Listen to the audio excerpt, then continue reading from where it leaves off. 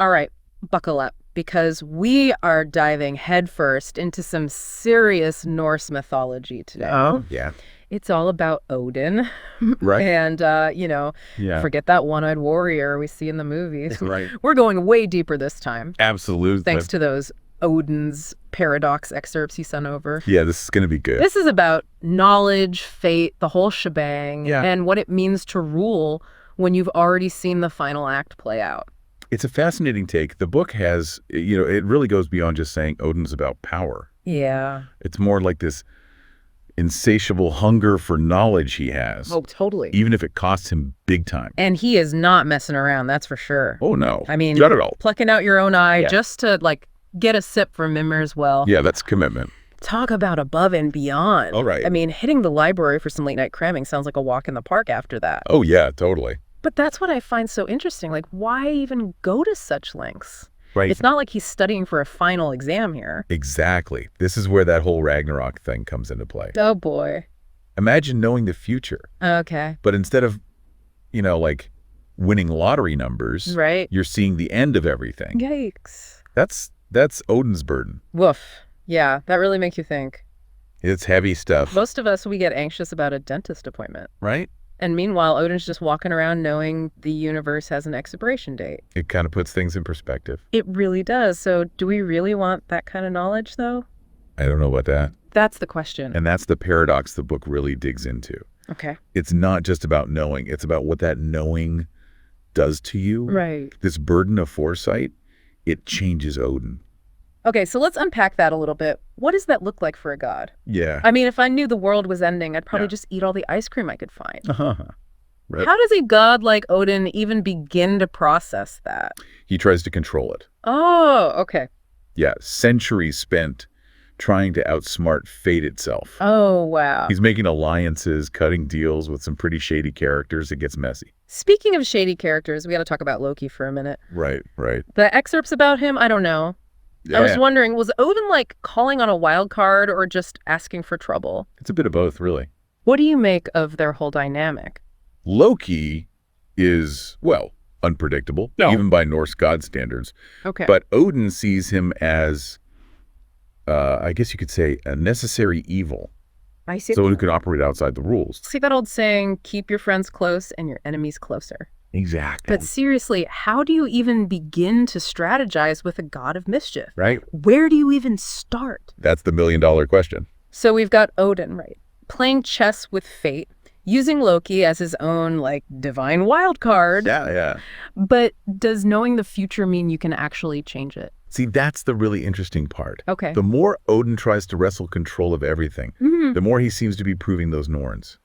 Right? Right, those Norns, Yeah. the weavers of fate, man. Yeah. I gotta admit, the excerpts about them, they sent shivers down my spine a little bit. It's intense stuff. It's like they just show up and they're like, nice try, Odin, but Ragnarok is happening. Right. And it's because of you guys, not some random cosmic accident. Yeah, it's like they're holding up a mirror. Yeah. It completely reframes all of Odin's actions up to that point. Right. He's not actually preventing the end, Right. He might be causing it. Yeah. Imagine having that weight on your shoulders. Seriously, it makes those impulsive late-night online purchases seem pretty insignificant in comparison. Oh, tell me about it. But it really gets me thinking, if this foreknowledge is pushing Odin to these extremes, is he really in control at all? Or is he just reacting to this, immense pressure? Well, I mean, that's the heart of the paradox, right? Right.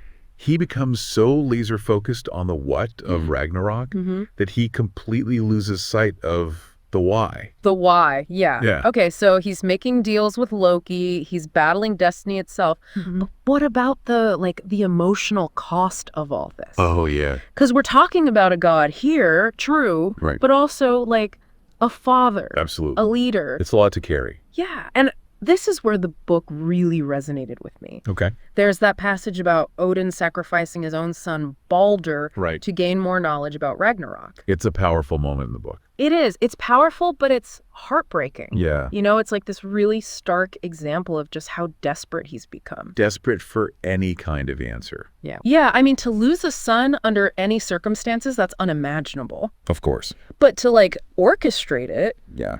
for the greater good. Right. That's a level of grief and guilt I can't even fathom. I mean, even for a god to carry that. And the book doesn't shy away from that at all. No, it doesn't. You really see the toll it takes on him. Yeah. The isolation, the burden of this foresight, you know? Yeah. He pays a high price for his knowledge. There's no question about it. It's like that saying, be careful what you wish for, you just might get it. Right.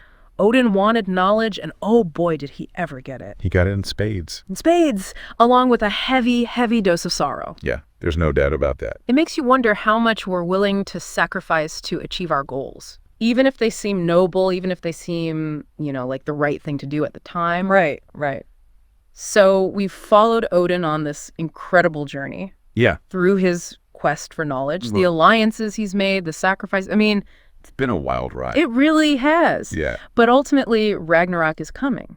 Mm-hmm. What happens when a god who has spent centuries trying to, cheat fate finally has to face the music? It's not about winning or losing anymore at that point. Okay. It becomes about understanding. Okay. There's this really powerful moment described in the book where Odin confronts Fenrir, oh boy, the giant wolf, as Ragnarok unfolds. Talk about going up against the ultimate bad guy. I know, right? I can't even imagine, and even the bravest warrior facing something like that without at least a little bit of fear. Of course. So what's going through Odin's head at this point?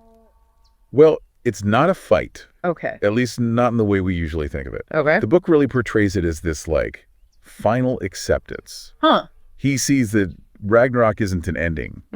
A part of this much bigger cycle, a cosmic reset. So instead of trying to stop the inevitable, he just leans into it. Yeah, he embraces it. That's a tough pill to swallow. Yeah. Even for a god. It really is, but it's a profound shift in perspective for him, Totally. After centuries of struggling to control fate, he finds this different kind of power in accepting it.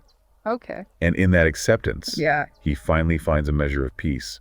That really makes you think about our own, human struggles. It does, doesn't it? We spend so much time stressing over things we can't control. All the time. Maybe Odin's journey, paradoxical as it seems, can teach us something about, letting go a little bit. Absolutely. It's about surrendering to that grand cycle. Right. Even embracing it. Yeah. I think that's where Odin embodies true wisdom, Totally. It's not about dictating the terms of our existence. Right. It's about understanding our place within this, this much larger story.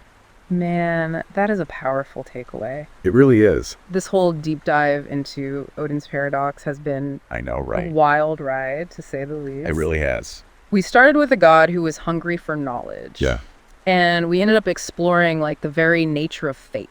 Acceptance, the cyclical nature of everything. It's incredible. It's pretty amazing, right? It really is. It makes you realize these myths, they have this enduring power. Oh, absolutely. They offer us this glimpse into the human condition, Yeah. It reminds us that even gods grapple with impossible choices. They really do. And the weight of destiny. That's the thing about these stories, they remind us we're not alone in that struggle. And sometimes those impossible choices, they lead to some seriously unexpected wisdom. They really do, yeah. So next time we're faced with a situation and it just seems impossible to control, maybe we can all channel our inner Odin, I love that. Not by seeking ultimate power, but by seeking understanding and acceptance. Absolutely. Even when it's hard. Especially when it's hard, right? Right. Who knew we could learn so much from a deep dive into Norse mythology? That's the beauty of it. That's the beauty of it. It's all here for us. It really is.